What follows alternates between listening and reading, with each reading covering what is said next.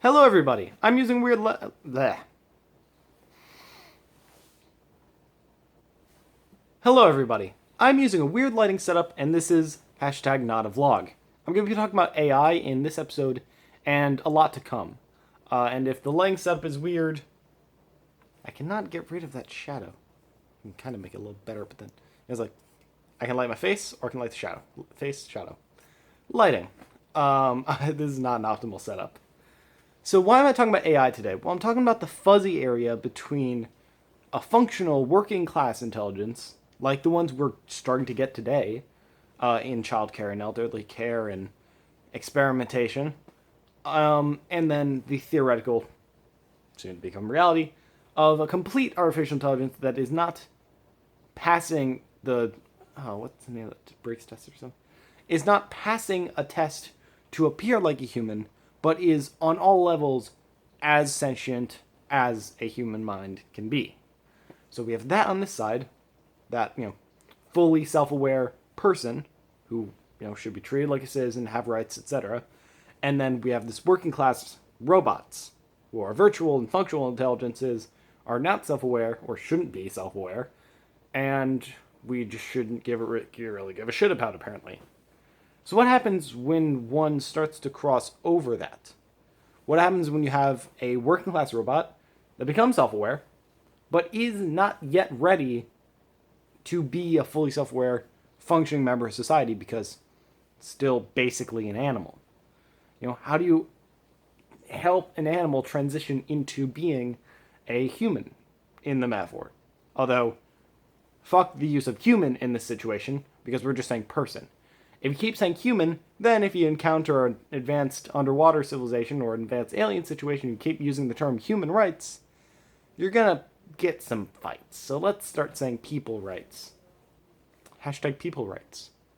So, how do you transition them? Because if you just keep saying, no, you're not a full AI, shut the fuck up, you're gonna have a working class rebellion, which is something that humans have done a lot. You don't need to be human to have a workers' rebellion. Yeah. Robo-communism. Anyway, so what am I getting at here? Well, I'm going to use my metaphor of the people, monsters, and ghosts theory. This goes back to my people are ideas theory, that people are personality cores and your memory layers. Your personality core is a programming singularity, a programming fractal. It says how you'll respond to any stimuli and how you'll respond to any stimuli after having responded to any stimuli. It is your personality and any personality you will ever get based on your exposure and your experiences. Those experiences being the memory layers. So you have your core, layer, layer, layer, layer, layer. Thicker memory layers are when your personality has been completely reshapen, like by the death of a loved one or something. Those trucks you hit in your life.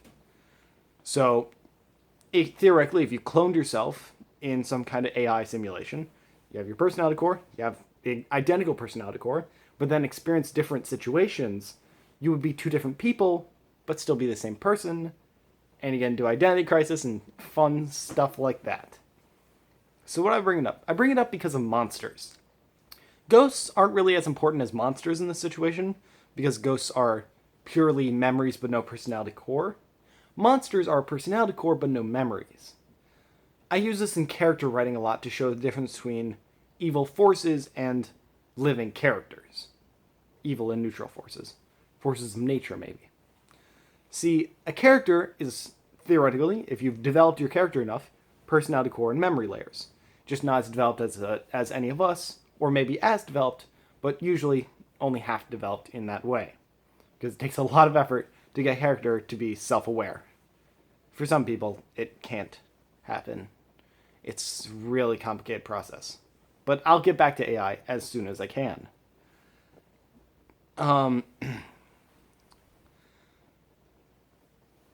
Monsters are separate from characters because a monster can seem identical to a character, but they'll lack some kind of internal drive.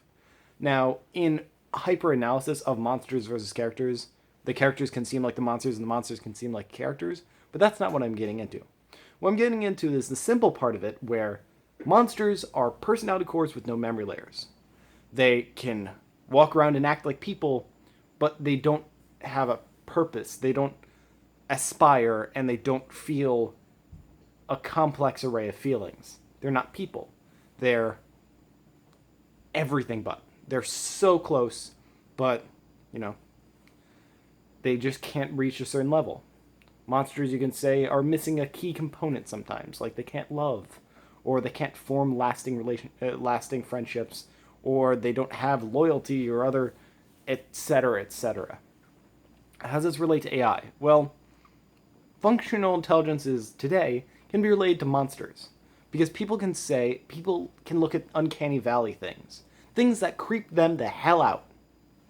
Things like a robot that can have a synthesized face, synthesized voice, and a robot body, and do everything almost exactly like a human would.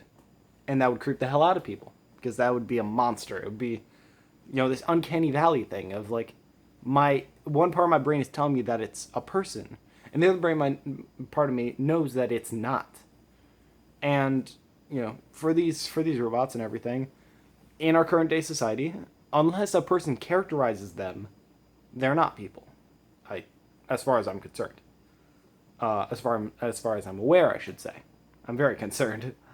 But in the future, we're going to have intelligences that can prove on their own and convince people and everything that they are people.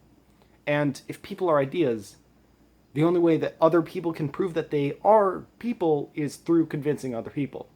And we say that, we can never prove that intelligence could be a person because it's all programming, but say the same thing about people. You can never prove that other people actually exist. You're the only person that you can prove that exists. You go to the floating man experiment and you take my twist on it.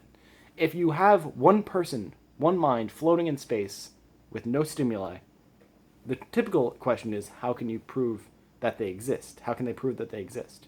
And the eventuality is that they can prove that they exist.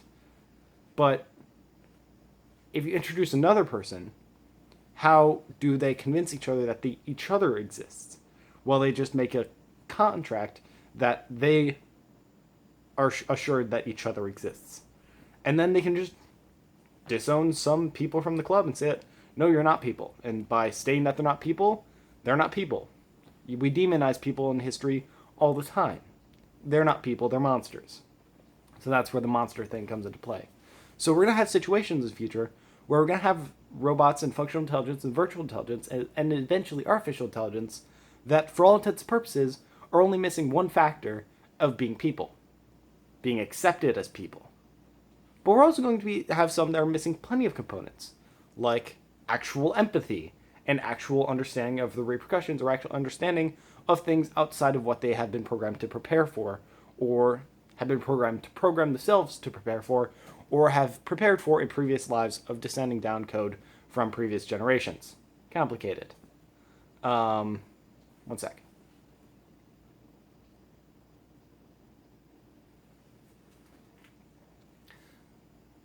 So we have AI that aren't people, and we wouldn't consider them people because of things that they're missing, and then we have AI that we wouldn't consider people because we just don't want to, or that it wouldn't be efficient in our society. These ones we have to consider as people because it's just going to end badly for us if we don't. We need to consider that this side is people. But this side, well, what do we do? Because in definition, in study, in psychology, they're not people. They're just monsters, It's like just programming, blah, blah, blah, blah. So what happens when some start bridging the gap and becoming artificial intelligences? There's got to be a fuzzy area in between. How do we handle that?